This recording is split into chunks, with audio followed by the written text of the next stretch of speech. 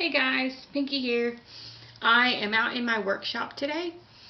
I will be making some seed starting trays and some other neat things that I found in one of the books I got from McKay's. So come along with me, let's see what we make.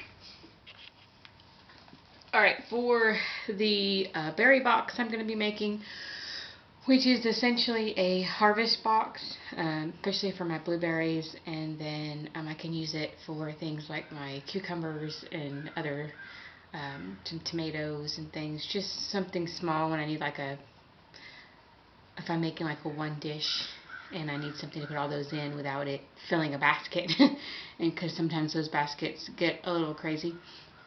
I went to McKay's and got this book.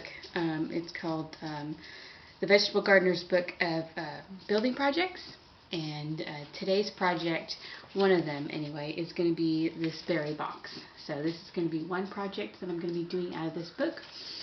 And I think I've got all the materials for it, which what I'm going to do is I'm going to go around and hunt in my garage workshop and see what I have and what I will need. Most likely I have everything, just because of all the stuff I've collected.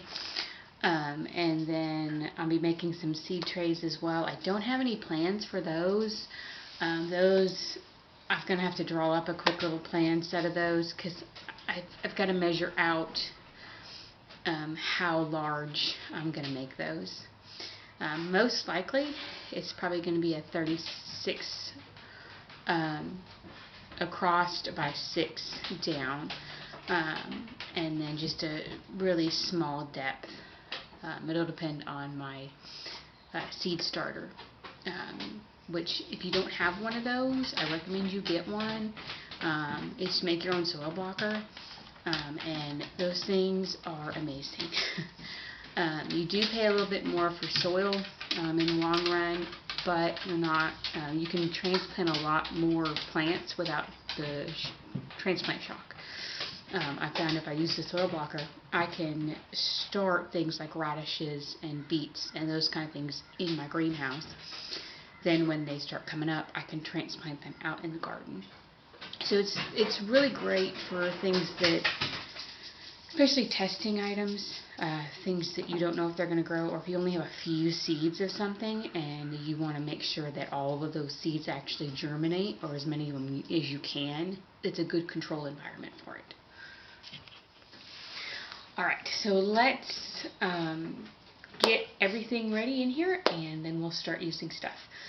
Because there's lots of things in here. Excuse the mess. I'm in the process of weeding stuff out, just because there's so much in here, and trying to get stuff on shelves, and just got a new table saw because my old one busted, literally. We had a very large one. Let me show you guys. It's one of the table ones. Right over here, this poor guy. We were using it, my mother and I, and the whole motor fell out of it while we were using it. Thank God it's all encased in a thing, so it just dropped, and we were able to quickly turn it off and unplug it before anything started flying at us. But it's one few perils of having a workshop. But yeah, let's get started, and I'm going to take this book and start looking in here for the sizes I need. So come along with me. Alright, for those who don't know what a soil block maker is, it's one of these guys. And there's lots of videos out there on how to use one of these things, so I'm not going to get really into that. I'm just going to go into how I'm going to make one. Not make one of these, sorry, make a soil block tray to put my soil blocks on. And what I want to do is make sure that the soil blocks fit on the tray I want, and with the amount of soil blocks that I really want to have on per block. And the good part about this one, when I'm making it this way, it's not going to be too deep for my shelves, because my shelving units in there are a good decent size. I want to make sure it's going to fit on that shelf nicely. You also want to make sure that when you're doing these that you have enough space. Sometimes when you make a soil block tray, it really just depends on preference. So you're going to measure out from here to here for your soil block tray, and then you're going to measure from here to here, and then times that by however many you want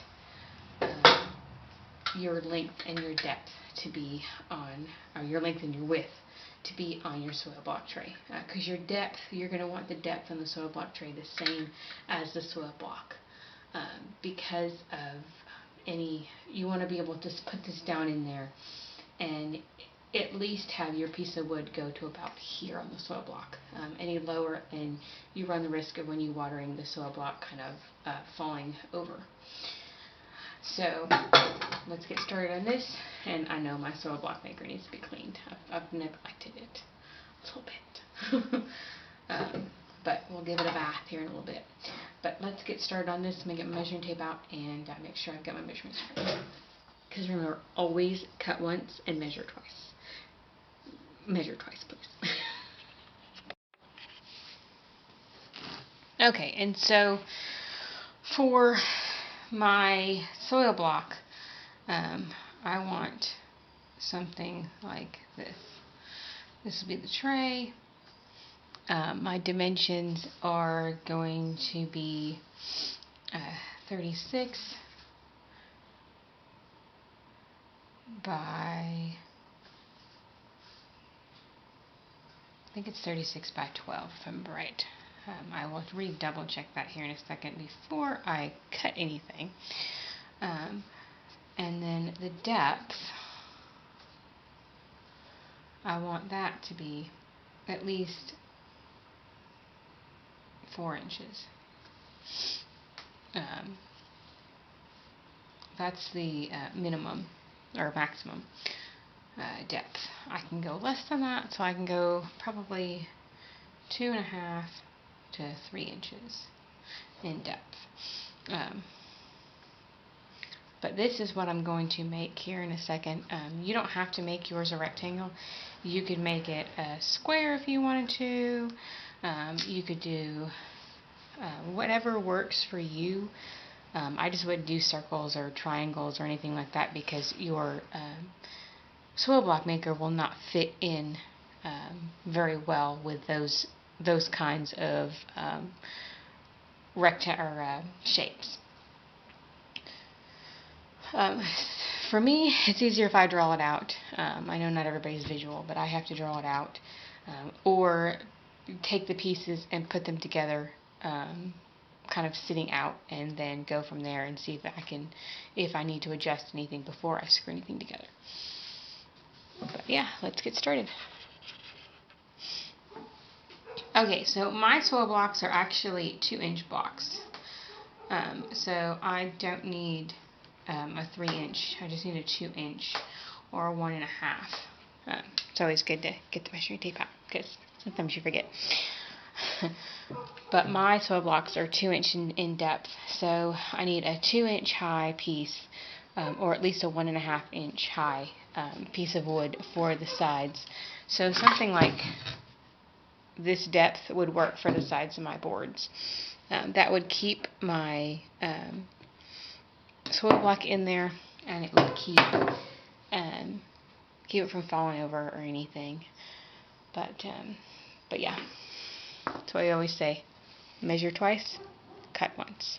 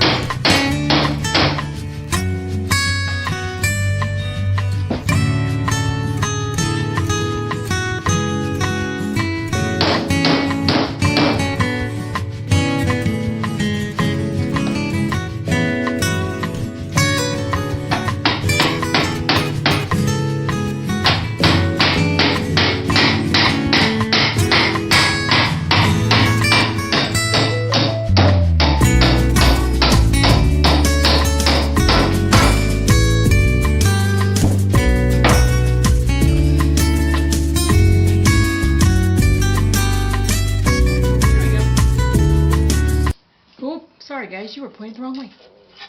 We're done. So this is one box.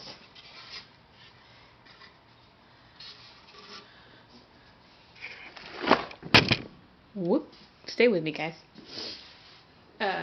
So this is one of our boxes. I'll probably make more later once I go through the rest of my stuff and figure out what's going on here, because I thought I had stuff organized, apparently don't. But I'm going to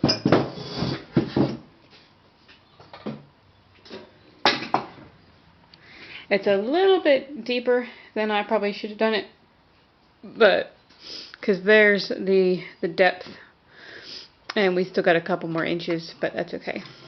It will fit a good amount of these guys. So there you have it. Alright, so project 1 done. Do another project later, but thanks for hanging out with me, and I'll take you along for another one. So we'll see you guys next time. Bye.